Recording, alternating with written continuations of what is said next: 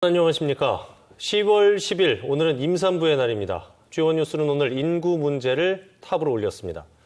강원도는 인구수가 적어 정치적으로나 정부 정책에서 늘 소외되고 있는데요. 통계청이 발표한 지난해 출산율은 전국 평균보다 높고 일부 농촌지역 자치단체는 전국 최고 수준을 보였습니다. 과연 강원도는 아기를 낳고 기르는 환경이 좋아 출산율이 높은 걸까요? 그 실태를 집중 취재했습니다. 먼저 백행원 기자입니다. 가임기 여성 1명당 평균 1.31명.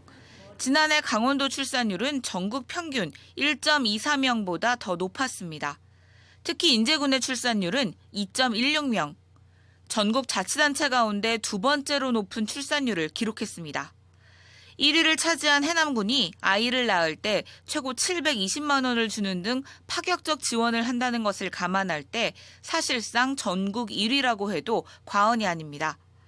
분만실이나 산후조리원이 한 곳도 없을 만큼 분만에 취약한 지역이라는 점을 감안하면 기현상이라고 불릴만 합니다. 인제군은 그동안 꾸준히 펼쳐온 지역군인 군민화 운동의 성과로 보고 있습니다.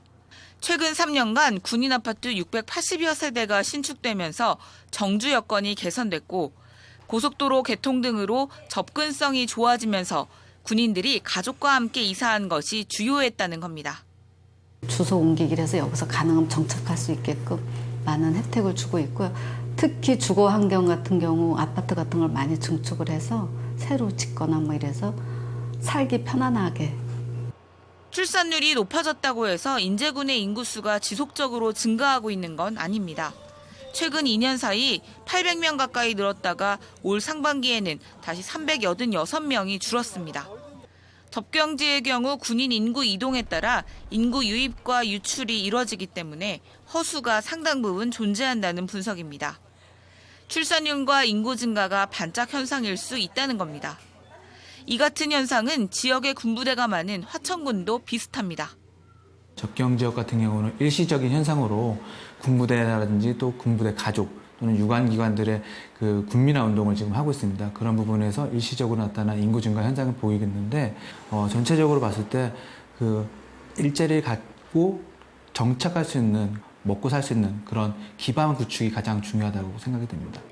출산할 수 있는 여성을 비롯한 청년층의 인구 유입 환경을 만들어야 하는데 도내에는 마땅한 호재가 없는 상황입니다. 30년 안에 인구가 줄어 스스로 없어질 것으로 예측되는 소멸 위험 지역으로 분류된 도내시군이 지난해 7곳에서 올해 8곳으로 늘어났습니다. 그동안은 군 지역만 포함됐는데 올해 삼척시가 새로 소멸 위험 지역으로 분류되면서 이제는 농어촌, 도시권 할 것 없이 안심할 수 없다는 겁니다.